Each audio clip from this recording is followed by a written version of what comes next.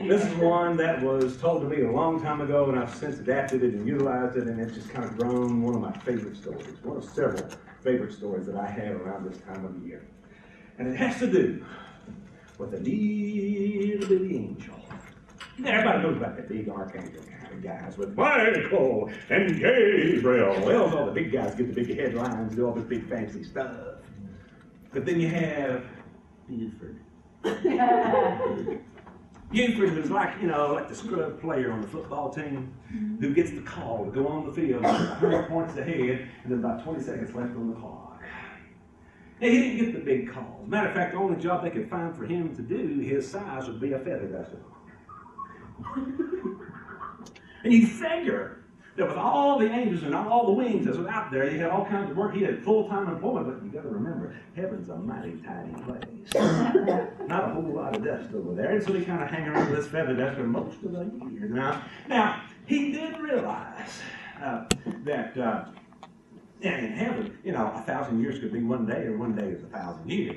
So all he knew that all he had to do to wait for the right time and opportunity, and he could move on up.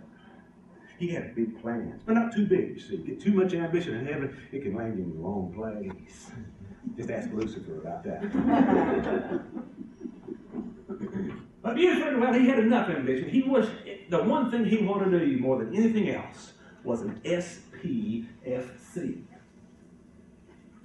You're not familiar with that classification. He wanted to be, let me enlighten you a little bit then. He wanted to be a star polisher first class. But you see, he didn't have a star to polish. Just hanging on this feather dust. What can I do with the feather dust? This doesn't touch stars. Man, I want to be a star polisher. Because I'm telling you, those stars don't stay perfect there all by themselves. There's angels up there that's tidying them up all the time, keeping them glimmering and shining as bright as they can be night after night after night. So Buford wanted to be a star polisher first class. How could it happen? And every day, day in and day in, you have to say it with there's no not there, okay? Day in and day in, he would go by the jobs posted bulletin board and kind of check for what's happening in the realm. And every now and then, when he'd see a star polishing job pop up, he'd just go flying off down to the employment office, and sure enough, he'd stick his head in the door, and there's a big clerk angel in a big empty room. Sorry, Buford, it's gone already. Oh, okay, I'll be back later. I'm sure you will. Glad to see you. This particular day, Buford walked by the jobs posted bulletin board. It'd been one of those 1,000-year days. He was just about wore out. And he looked up, just happened to think to look. And there was this great big new poster, and it said, Star Polishing Contest. Big reward for winner.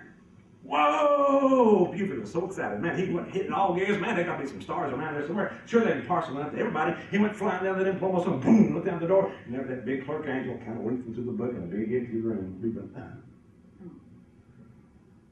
Big angel looked at the wall. Hey there, Buford. How you doing? Well, I'm doing fine. I just thought I'd drop by that star polishing contest. It looks like they're all gone.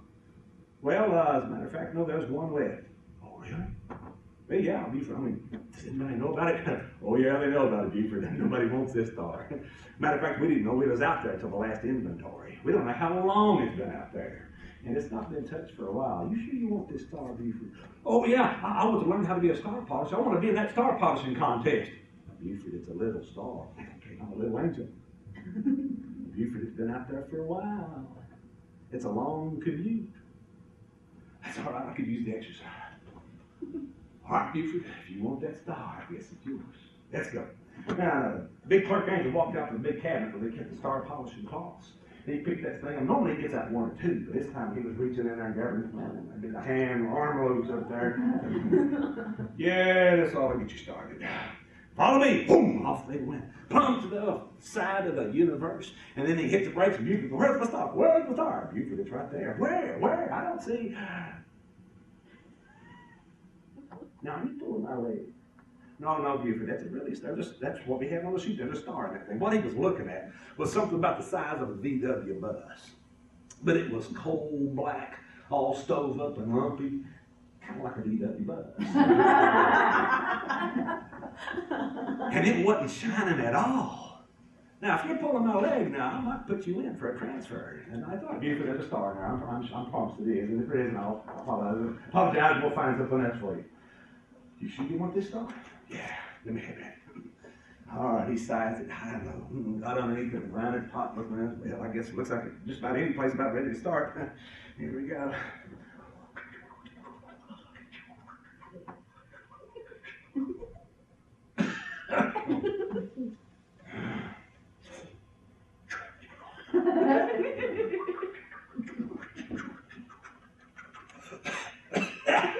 Dust started rolling off that thing.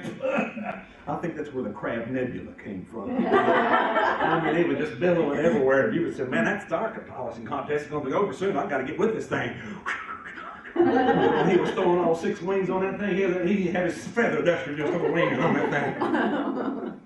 And he had that thing broke down, pieces started breaking away, and he didn't know how long he was out there working on it. He hoped he had another 1,000 years working on it. This ain't going to take a while. He finally got that thing sized down about the size of a bowling ball. And then he went, and a little glimmer came out. Ooh, there is a star in there. He shined, he polished, shine, he polished. And he finally got it cleaned off. But it wasn't really glowing. About, looked like about, 1/2 candle power. I can't win no contest with a star like this. Come on, baby, come on. And he'd spit shine on it, grab some comet dust. He'd shine around. Something got to make us think, well, how's these other guys doing it? He knew he was running out of time because he started to see streaks of light coming across the skies, heading to the throne room where the polishing contest was being judged. Oh man, I gotta get over here. Well, maybe he kept those 2 wings in the cruise control. He slid over sideways and working his way back to that throne room. He shined, polished, shine, polished. Yeah, he's coming on, shine. And finally, line. Every time a new angel would come, so he was just the kindest angel. So go right after you. Go right ahead. Go ahead. Don't do that. His big stars, little stars, red stars, blue stars, all kinds of stars, but nothing like Buford stars. This is going to be so embarrassing. Maybe I ought to go back. But before he could, he hears a big voice go, Buford! Hi, Michael. Well, there weren't no angels coming. And Michael was sitting up on that throne going, Buford, I'm so glad to see you. Well, y'all, thank you, Michael. I appreciate it. It's good to see you, too. Buford, you want to know why I'm so glad to see you? Well, I don't really know, but I appreciate it very much because you're the last woman. I'm about to go star blind here. Buford, let's see that star and get this contest over with. Come on, let me see your star. Well, now, Mike, you got to understand, this is my first star. That's okay, Buford, just let's see it. Let's get this contest over with. Well, you got to understand, Michael, we're working on it for just a while. Buford, let's see the star. Well, Michael, Buford, you want to transfer? And just before he whipped that thing out from underneath his robe, all of a sudden the sky was split with this loud trumpet blast. And all these angels started going, oh, no, I can't believe it. Oh, because you know what had happened. Gabriel showed up. In all of creation, as long as there was a contest and Gabriel showed up, he always won, the rascal. And they were hoping just one time he wouldn't show up for this contest, but here he comes. Yeah, all of a sudden, that big old loud trumpet again. These big doors slid back. And this humongous star rolled in, and Gabriel rolled that thing in. Come on, excuse me, we got you. Here we go. All right, you ready for this now, Michael? Well, I don't know what it looks like a star. It hits a light switch. Oh, golly, turn that thing down, turn it down. Hits the dimmer switch. See, I do spit. And he started, man, wow, wait, how'd you do that? So, because, that's why the stars twinkling now. It's the angels playing with the dimmer switch, Send the pizza. Well, Gabriel looked up and says, well, ain't that the fanciest thing you ever seen? I've been keeping this in the back storeroom for 2 weeks. I can't wait. Aren't you just Prince? I'm ready to get that big reward now. Well, hold on to your halo there, Gabriel. Let me find, got one more star. Come on, Buford. Where'd Buford go? Yeah, fire! You find somebody. He's over here.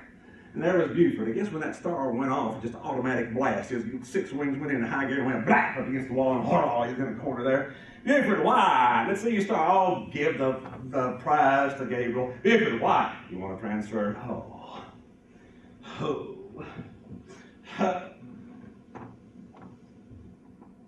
And when Buford raised that star over his head, it got quiet.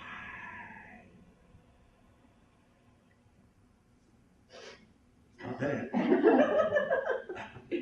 Buford opened up an eyeball and see the whole room was filled with this beautiful blue, silvery, sparkling amethyst, diamond, jade glow. It was just wonderful. And then began to notice that all the angels' eyes were looking at him. It was Buford's star. Just filling up the room, every corner, not a shadow to be seen. Buford looked at Michael. Michael's looking at Buford. Excuse me, Gabe. Buford. That's the star we've been looking for. That's the winner right there. And all of a sudden, all the angels went, wow! Scattered all across the universe to tell everybody else that Buford, Buford, yeah, Buford won the star polishing contest. Whoa! Even Gable was impressed. So Buford, I could have been beat by a better angel. I'm proud of you. That's a beautiful star there. I got to put this thing back. I got a concert tonight. I'll see you later.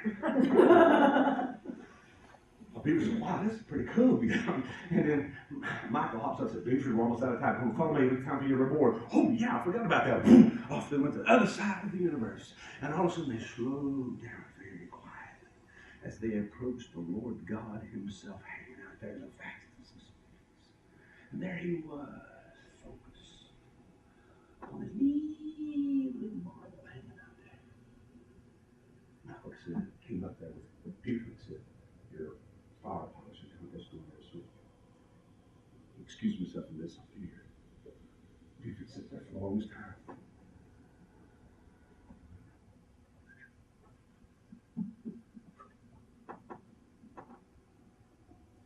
The Lord never took his eyes off that little marble, and finally Buford said, if you don't mind me asking, what is that? It's the earth. That's where those people come from. Yeah, they come from. There's a bunch of trouble down there, ain't there? Oh, yeah, a bunch of trouble. That's what me and my boy been talking about lately. Oh, yeah, I haven't seen him in a while. Where's he at? Look like it. Okay, look. I'm looking. Look. Buford's eyes began to focus in on that little bit of marble. He got larger and larger, and those greens and blues turned into the mountains and land and rivers and oceans. And he got closer and closer to the dark side part of it there in the shadow of the sun.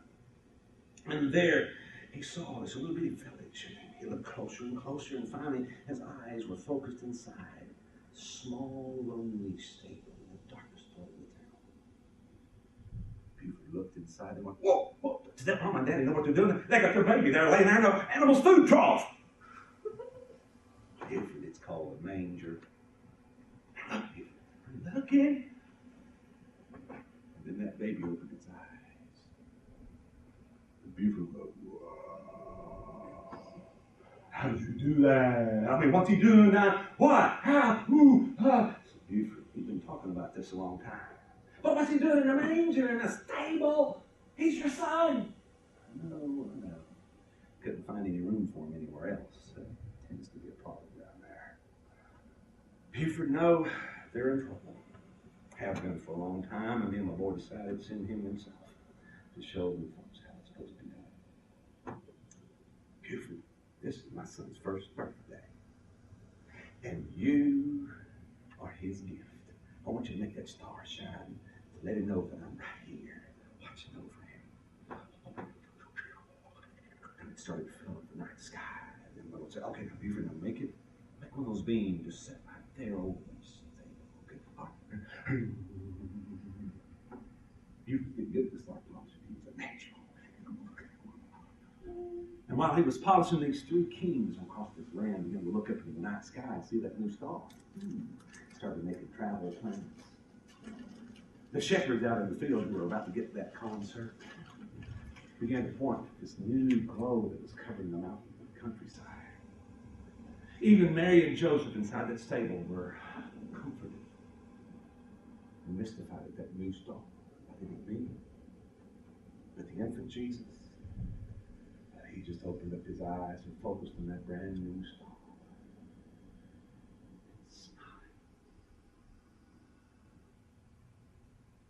That was the night when Buford became star polisher.